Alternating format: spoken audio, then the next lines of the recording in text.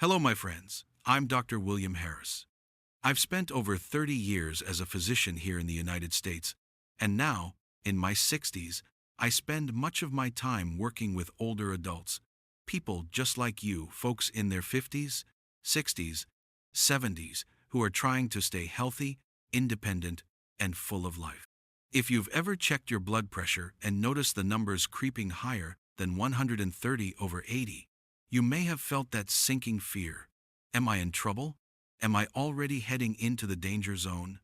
I've seen that look of worry countless times in my office, and I always tell my patients the same thing. High blood pressure does not have to control your future. The truth is, hypertension, the so-called silent killer, rarely shows symptoms until it's already damaging your body. But here's the hopeful part. With the right habits, with small, steady changes, you can take control. I've witnessed patients reverse the course of their blood pressure in just a few weeks, without complicated tools, and sometimes without medication. Today, I want to share with you a path I've seen work time and time again. We're going to explore practical steps that blend medical science with everyday wisdom. How you eat, how you move, how you rest, how you handle stress, and even how you measure your progress. Think of this as a friendly conversation, not a lecture. I'll share real stories of my patients, questions to spark your own reflection, and habits you can start tonight, right in your own home. So, settle in. Imagine we're sitting across the kitchen table, two friends sharing coffee, talking honestly about how to protect that most precious organ of all your heart. Let's begin with food, because every bite you take is either feeding your health or feeding your risk. I once had a patient, Mary, 67 years old. She loved fried chicken, salty snacks, and diet sodas. Her blood pressure was 150 over 95. We didn't start with pills, we started with her plate. I asked Mary to try the DASH diet. More vegetables, more fruits, whole grains, beans, fish, nuts, low-fat dairy. At the same time, cut back on fast food, packaged meals, and red meat. Within 6 weeks, her blood pressure dropped by nearly 15 points. That wasn't magic, that was nutrition. Why does it work? Sodium is the big culprit. The average American consumes over 3,400 milligrams of sodium per day, far more than the recommended 1,500 to 2,300. Salt makes your body hold on to water, which raises blood pressure. But here's the good news. Research shows that simply cutting your daily salt intake in half can lower systolic blood pressure by 5-6 points. That might sound small, but it can mean the difference between safety and stroke. It's not just about salt, though. Potassium, magnesium, and calcium found in bananas, beans, leafy greens, and yogurt help your blood vessels relax. They balance sodium's harmful effects. Now, I want you to picture your next meal.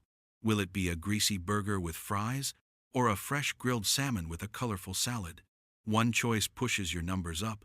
The other could add years to your life. Now let's talk about movement. Exercise is not punishment, it's freedom. My patient Tom, 72, believed he was too old to change. He said, "Doc, I'm past my prime. What difference will a walk make now?" I challenged him. Just 20 minutes of brisk walking, 5 days a week. He reluctantly agreed. 6 months later, Tom had lost 12 pounds. His blood pressure was down by 12 points, and he told me, "I feel 20 years younger." Studies back this up.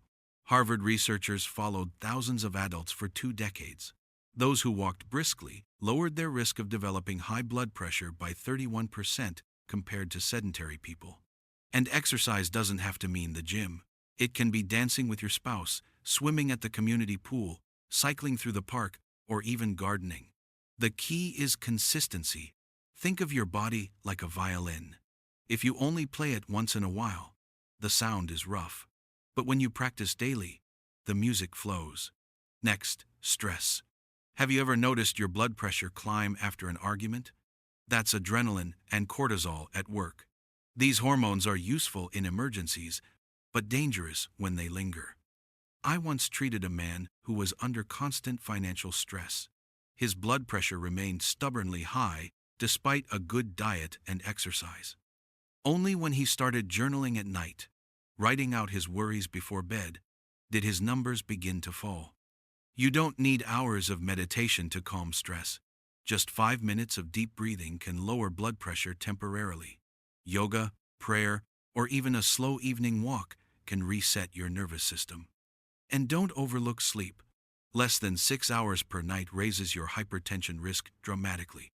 Prioritize sleep like you would a prescription drug because in many ways, Here's something simple. Water. Dehydration makes your blood thicker and harder to pump, forcing your heart to work overtime.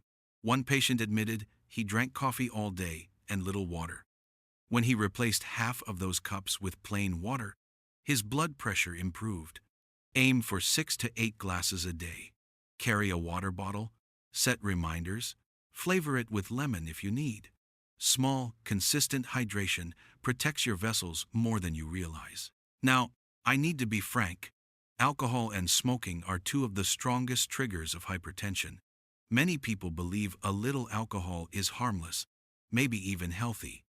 But over time, alcohol damages the lining of your blood vessels and raises your heart rate. The American Heart Association recommends no more than 1 drink per day for women and 2 for men. But even within those limits, some people notice their pressure climb. Cigarettes are even worse. Nicotine constricts your blood vessels instantly, over and over again, day after day. Patients who quit smoking for 1 year often see their blood pressure drop by 5-10 points. That's real, measurable improvement. Yes, quitting is hard, but think of it not as deprivation, but as a gift. A gift to your heart, your brain, and your family. We touched on this earlier, but let's go deeper. Sleep is when your body repairs itself.